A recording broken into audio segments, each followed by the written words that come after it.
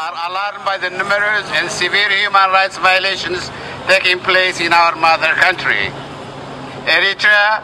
Today we are staging a demonstration in San Francisco to condemn the dictatorial government of Eritrea for committing these abuses, to hold the authorities responsible for the crimes so committed, and to warn them to stop forth with the evil activities. Eritrea is one of the few countries in the world that has no working constitution. Eritreans are denied the basic rights to take part in the conduct of their national affairs through freely chosen representatives. Eritreans have been denied the opportunity of universal suffrage, to vote, to elect and be elected through a secret ballot at acceptable intervals. What we have in Eritrea is a totalitarian and despotic one-man rule government akin to that of North Korea. The human rights abuses in our country are well documented annually by the Amnesty International, Human Rights Watch, and many other respected humanitarian organizations. The following observations will be enough to throw light into the situations of our mother country. Amnesty International's 2010 report, quote, "Two-thirds of the population remain dependent on international emergency food aid. The government didn't allow opposition parties, independent civil society organizations, or unregistered faith groups, and tolerated no dissent. Thousands of prisoners of conscience were held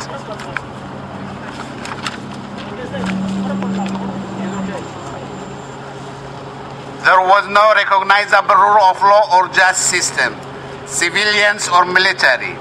Detainees had no means of legal redress, and judges were unable to challenge or question arbitrary detentions or government or military actions violating human rights.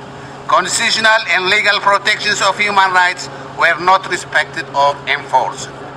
Human Rights Watch 2009 report, quote, "Eritrea's extensive detention and torture of its citizens and its policy of prolonged military conspiration are creating a human rights crisis and promoting increasing numbers of Eritreans to flee the country." To support the report by the Human Rights Watch, we are now witnessing the tragic plight of thousands of Eritrean refugees and asylum seekers who have been stranded in Libya, Tunisia, and Egypt's Sinai. This is an ongoing occurrence.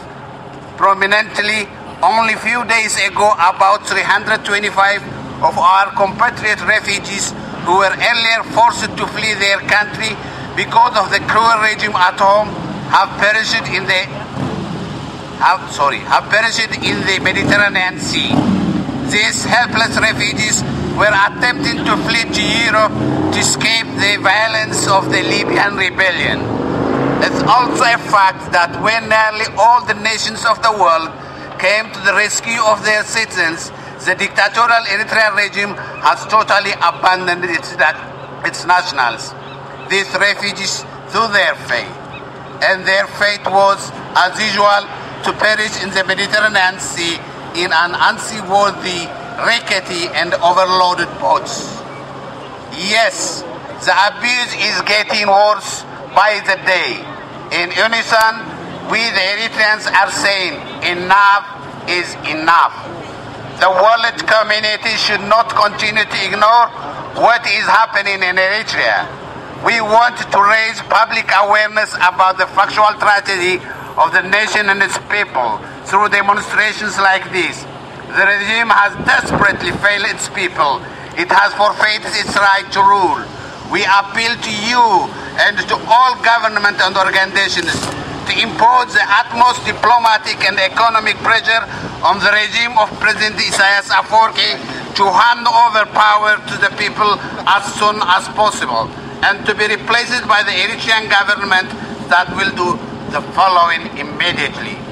1. To respect the absolute right of any individual to freedom of expression and association, and to freely practice one's religion or belief without restrictions from the government or any other body. To take immediate measures to stop and protect women and girls from rape and other forms of sexual violence and sexual exploitation, and to hold accountable those responsible for such crimes whenever they occur.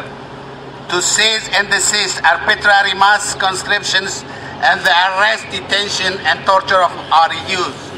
To abolish underage military recruitment and to stop the use of national service conscripts as forced or slave labor for private and public enterprises. To immediately end the practice of indefinite national service and to begin a process of demobilization for those who have service for more than the legal 18 months. To immediately release all political and religious prisoners, including members of the G15 and all other detained without charge or trial. To give the free access to the ICRC, Amnesty International, Human Rights Watch and other independent monitors to all the known and secret detention centers in the country to verify that the international norms of treatment of prisoners are respected. To remove the totalitarian system imposed on the Eritrean people against the will and to begin the democratization process immediately.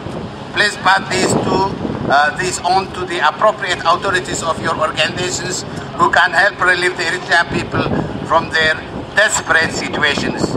Thanking in advance for the understanding and cooperation. We remain yours respectfully.